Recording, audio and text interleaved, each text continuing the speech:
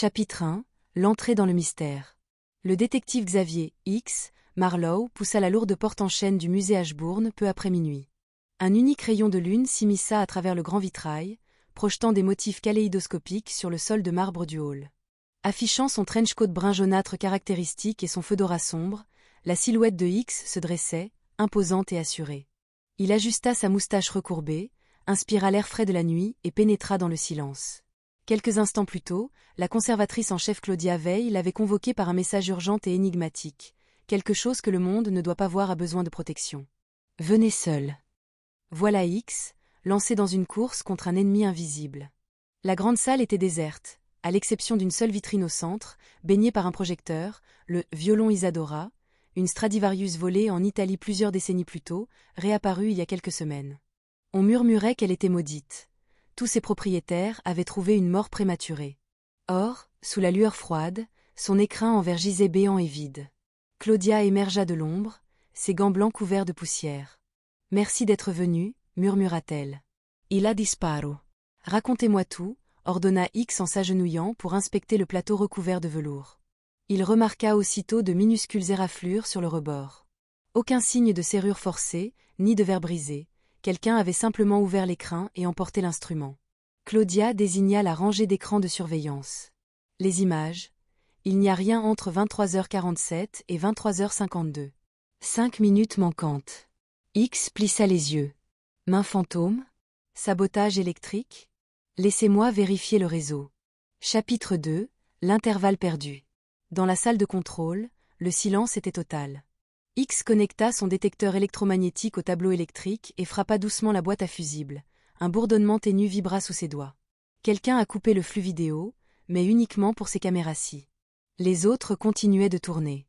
Claudia avala sa salive. J'ai revu toutes les séquences hors de cet intervalle. La seule personne présente était moi, et je n'ai rien entendu. X fit les 100 pas, repensant à l'inauguration, invités, presse, protocole. Il s'était mêlé aux convives pour retenir 2 détails.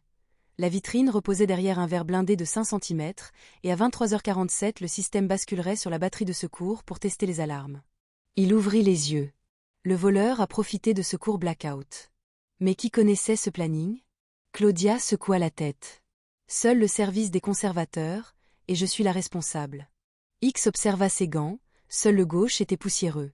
Pourquoi un seul? J'ai dépoussiéré cette vitrine après la fermeture. Je croyais qu'elle était fermée. Un sourire froid effleura les lèvres de X. Et vous aviez un motif. Protéger l'instrument de son exposition publique, convaincu de sa malédiction. Je ne l'aurais jamais volé. Protesta-t-elle. Pourtant, quelqu'un l'a fait, répliqua X en brandissant un fragment de corde. Ce n'est pas une corde de Stradivarius, mais d'une viole moderne. Une supercherie. Chapitre 3. 6 suspects, un seul coupable. Le lendemain matin, X fit venir les 6 membres de l'équipe à la salle de réunion. Claudia Veil, conservatrice en chef, méticuleuse. Marcus Legrand, chef de la sécurité, ex-militaire. Dr Elise Browning, historienne d'art, passionnée par la provenance de l'instrument. Théo Mendes, scénographe, arrogant, maître des plans d'infrastructure. Ravi Shah, electrician mandate, perfectionist. Fiona Clark, responsable RP, calculatrice. X déposa la corde factice sur la table. Elle a cédé pendant l'interruption du courant. Sans doute issue de la trousse du voleur. Il se tourna vers Marcus. Qui gère le planning des tests? Moi et Claudia, expliqua Marcus. Puis vers Élise. Vous avez donné la conférence sur l'histoire du violon juste avant l'événement. Avez-vous vu quelque chose d'inhabituel? J'ai remarqué Théo près des projecteurs côté ouest. Je pensais qu'il ajustait l'éclairage. Théo, l'accusa X, vous aviez accès au câble. C'est mon travail, dit Théo, mais ça ne prouve rien. Ex interrogia Ravi. Vos rapports de maintenance?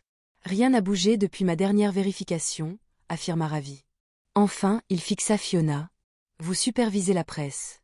Vous êtes toujours la première informée.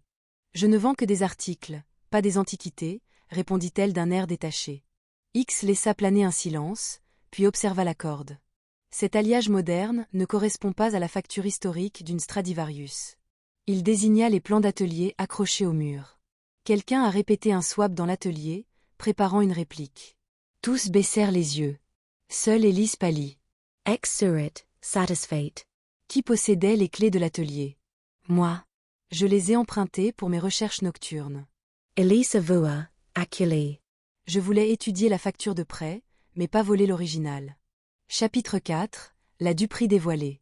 X ramassa l'acorde factice. Le véritable violon a été échangé contre cette réplique lors d'une répétition. Le blackout a servi de diversion. Rovi fulmina. J'aurais vu une altération du câblage.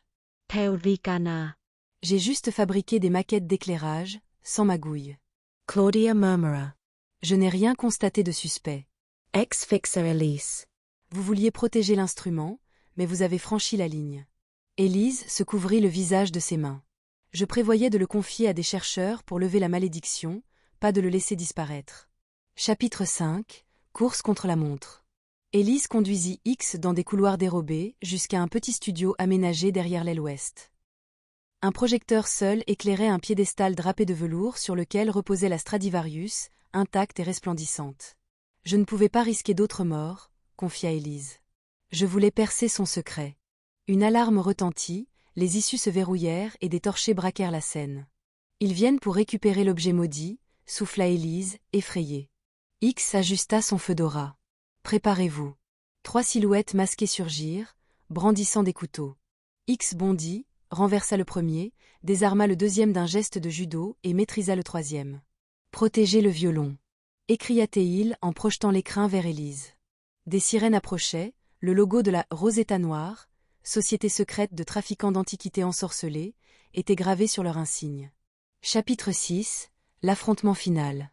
De retour dans la grande salle, Claudia et Marcus les attendaient, armes au poing, sous les faisceaux des projecteurs. Rends-toi. Tonno Marcus.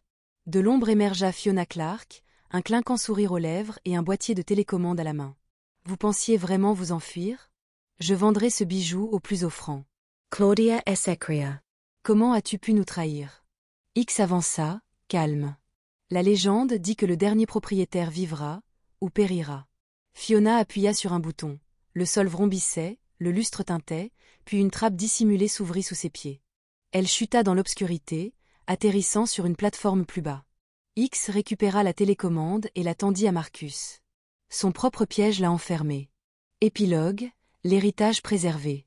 À l'aube, X se tenait sur les marches du musée aux côtés de Claudia et Élise. Les fourgons de police entouraient le bâtiment, Fiona et ses complices s'étaient menottés. Claudia ferma l'écrin, émue. Grâce à vous, la Stradivarius est à nouveau en sécurité. Élise, la voix tremblante, murmura. J'ai compris que certains trésors appartiennent à tous. Je partagerai son histoire de façon responsable. X ajusta son trench et sourit. Le mystère persiste, mais la connaissance dissipe la peur. Derrière lui, les portes se refermèrent. Dans la pénombre du hall, le violon attendait déjà le prochain chapitre de sa légende.